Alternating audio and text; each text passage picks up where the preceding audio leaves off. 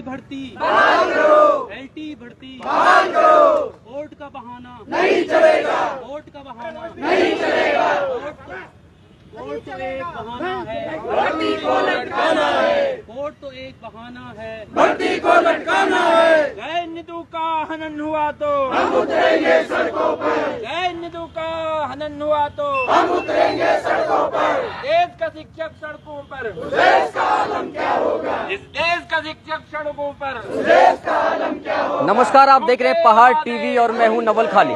इस वक्त जो है ये आंदोलन आप देख रहे हैं, देहरादून के भीतर ये आंदोलन हो रहा है। एलटी भर्ती को लेकर के ये आंदोलन है और ये ऐसे छात्र हैं जिनका मामला अभी कोर्ट में चल रहा है और लगातार सरकार से अपील कर रहे हैं कि वास्तव में जल्द से जल्द सरकार इनकी पैरवी कर सके। और एलटी पास आउट जो अभ्यर्थी हैं, 3 विषयों का मामला कहीं न कहीं जो उत्तराखंड का हाई कोर्ट है वहां चल रहा है और इस वक्त जो है धरना प्रदर्शन के लिए जो है मजबूर हैं एलटी पास आउट जो अभ्यर्थी हैं वो, क्योंकि इनका कहना है कि सरकार हमारी कहीं न कहीं कोर्ट में पैरवी नहीं कर रही है। क्या कहेंगी सरकार से, क्या कहेंगी शिक्षा मंत्री से, क्या कहेंगी? आपको ऐसा क्यों लग रहा है कि सरकार जो है आपकी पैरवी ठीक ढंग से नहीं कर पा रही है कोर्ट में? सर, शिक्षा मंत्री हो, सीएम साहब हो, हमारा यही कहना है उनसे कि आप हमारी पैरवी मजबूत करें, क्योंकि ये सरकार का दायित्व तो बन जाता है कि वो हमारे जो हम कोर्ट में फंसे हुए हैं तो हमको बाहर निकाले, ये शिक्षकों को स्कूलों में भेजे, शिक्षकों को कोर्ट में बंद करने के लिए थोड़ी रखा हुआ है। तो हमारी ये मांग है उनसे कि आप अपने अधिवक्ता को भेजकर हमारी भर्ती को बाहर कराएं, जिससे कि स्कूलों में शिक्षक मौजूद हो, शिक्षक पहुंचे। शिक्षक बच्चे क्या है कि जगह जगह अभी जो रिजल्ट आया था उसमें क्या हुआ था कि हमारा जो हिंदी सब्जेक्ट ही है, हिंदी सब्जेक्ट में ही कम से कम बंद करिए। और इसी बीच जो है यहाँ पर मीडिया कवरेज को बंद करने पहुंच चुके हैं उत्तराखंड होमगार्ड से, आप देख सकते हैं बंद करने के लिए कह रहे हैं। आखिर क्या कारण हो सकता है बंद करने का, क्यों बंद करवा रहे हैं? सर, इसके अंदर जो है परमिशन लेके ये नारेबाजी कर सकते हैं। अच्छा, ये निगम से परमिशन लाए, आराम से जो बैठे, ये बैनर लगाने के लिए परमिशन आप कर रहे थे, ये बंद कर दीजिए। आप अपनी वार्ता करिए, आराम से बैठ के, हमने कुछ नहीं बोला। कहीं न कहीं गांधी पार्क के भीतर जो है परमिशन नहीं है इनके पास, इसलिए जो है आप, हाँ, इसलिए हमें आना पड़ा। इसलिए इनको आना पड़ा क्योंकि जो अभी तक हो हल्ला अपना आंदोलन जो नारेबाजी हो रही थी, उस नारेबाजी को लेकर कहीं न कहीं जो होमगार्ड के जवान हैं उनको कहीं न कहीं अपनी ड्यूटी भी पूरी करनी है, तो उन्हें कहीं न कहीं ऐसा लगा कि जो है उनकी ड्यूटी, वो अपनी ड्यूटी में कहीं न कहीं जो है मुस्तैद भी दिखाई दे रहे हैं, क्योंकि उनको भी हो सकता है ऊपर से जो है आदेश हो कि जो है इस तरह के जो क्रियाकलाप हैं, इस तरह के आंदोलन हैं वो गांधी पार्क के भीतर नहीं होंगे। क्या कहेंगे कि जो है इस वक्त जो है प्रदेश में हजारों पद शिक्षकों के खाली चल रहे हैं और आप कोर्ट कचहरी के चक्कर काटने के लिए मजबूर हैं? सर, आज मैं माननीय शिक्षा मंत्री जी से और उत्तराखंड जी जो युवा सीएम है धामी जी से मेरे कुछ प्रश्न हैं उनसे, और शिक्षा मंत्री जी से मेरे कुछ प्रश्न है। आपने कुछ दिन पहले वादा किया था कि 100 दिन के अंदर सभी विद्यालयों में शिक्षक होंगे। मैं उनसे पूछना चाहता हूं कि आपके शिक्षक तो सड़कों पर हैं, आप उन कौन से शिक्षकों की बात कर रहे हैं जब आप विद्यालय में होंगे? दूसरा प्रश्न मेरा उनसे है कि हमारा मामला जो कोर्ट में लंबित है तो उसमें हमारी गलती क्या है, हमें किस बात की सजा मिल रही है?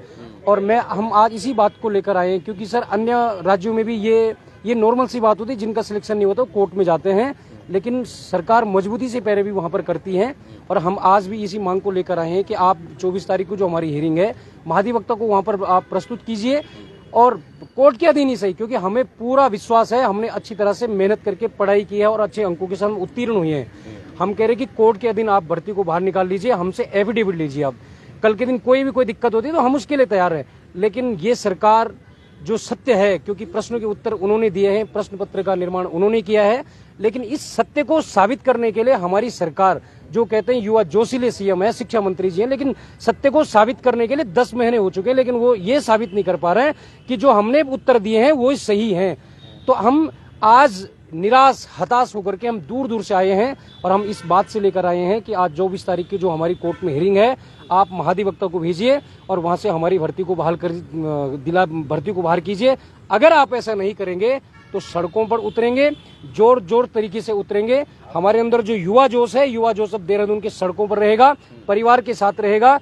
अगर इन विद्यार्थियों का, इन चयनित साथियों का कुछ होता है, इसकी संपूर्ण जिम्मेदारी शिक्षा मंत्री जी की होगी और भारतीय जनता पार्टी की होगी। ठीक है, कहीं ना कहीं ये जो भर्ती थी, ये भर्ती भी यूके SSC ने करवाई थी और उस यूके SSC की भर्ती की वजह से आज इन युवाओं को कहीं ना कहीं खामियाजा भुगतना पड़ रहा है, क्योंकि प्रश्नों के कुछ उत्तर गलत थे, जिसको लेकर के कोर्ट में चैलेंज किया गया।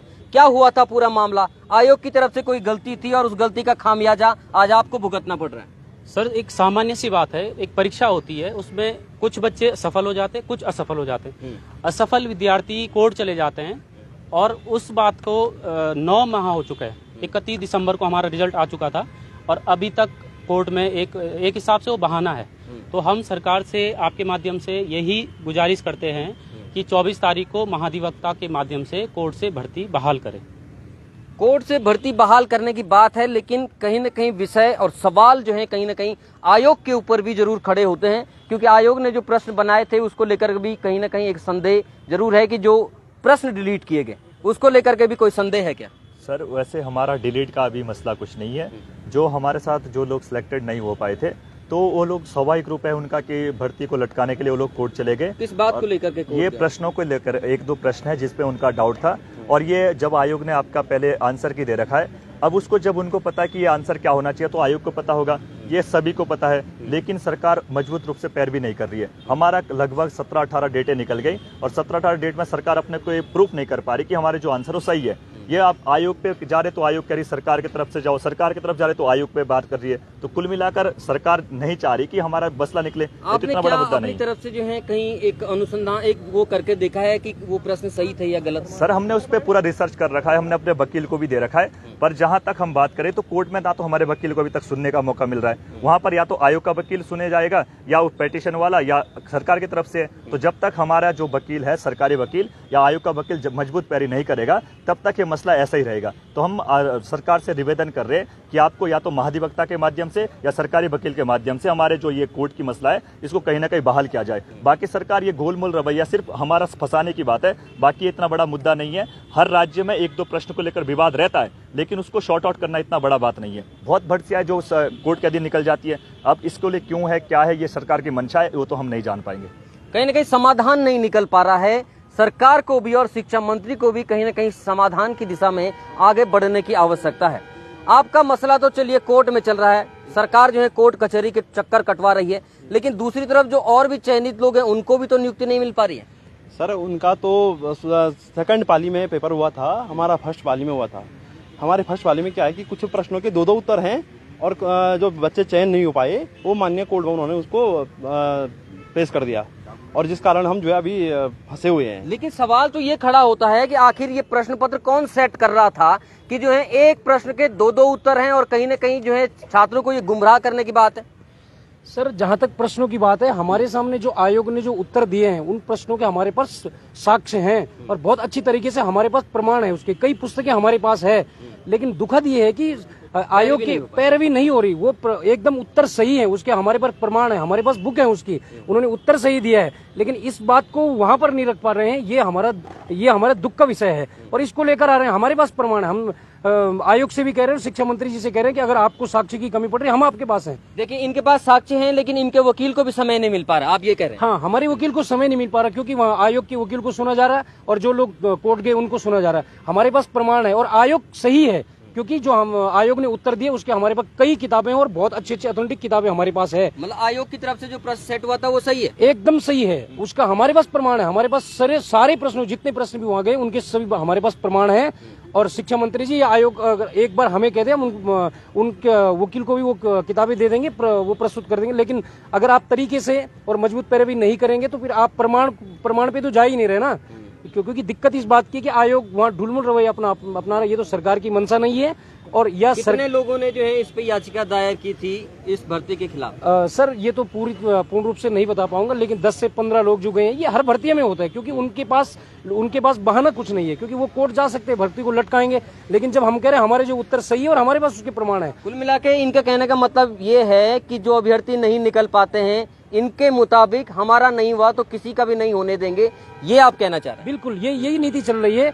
और कहीं ना कहीं हमें लग रहा है कि सरकार भी इसी नीति की तरफ जा रही है, क्योंकि सरकार भी मजबूत पैरवी नहीं कर रही। उनके पास एक्सपर्ट कमेटी और सुप्रीम कोर्ट की गाइडलाइंस है, सुप्रीम कोर्ट का जजमेंट है कि एक्सपर्ट कमेटी ही अंतिम राय मानी जाएगी। लेकिन इस बात को सरकार के वकील वहां क्यों नहीं रख पा रहे हैं, इनकी मंशा पर भी हम आप प्रश्न चिन्ह लगा रहे हैं, और इसी को लेकर आज हम यहाँ पर आए हैं।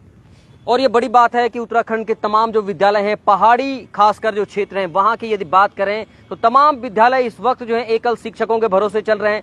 तमाम विषय के जो अध्यापक हैं वो मौजूद नहीं है। इस बीच कहीं न कहीं जो अभिभावक हैं वो भी लगातार आंदोलन कर रहे हैं कि कहीं न कहीं विद्यालयों में शिक्षक होने चाहिए, लेकिन शिक्षकों की जो स्थिति है, उनके जो हाल हैं, आप देख सकते हैं कि कैसे कोर्ट कचहरी के चक्कर लगवाने के लिए जो सफल अभ्यर्थी हैं उनको मजबूर होना पड़ रहा है। और इनका साफ तौर पर कहना है कि कहीं न कहीं सरकार को एक मजबूत पैरवी इनकी करनी चाहिए, ताकि विद्यालयों में समय से शिक्षक तो मिले ही, साथ ही साथ प्रदेश के बेरोजगार युवाओं को रोजगार भी मिल सके। पहाड़ टीवी लगातार जो है युवाओं की बात करता रहा है, आगे भी इसी तरह से हम युवाओं की बात को लगातार उठाते रहेंगे। देखते रहिए पहाड़ टीवी, तब तक के लिए नमस्कार। शिक्षक एकता। Thank you sir.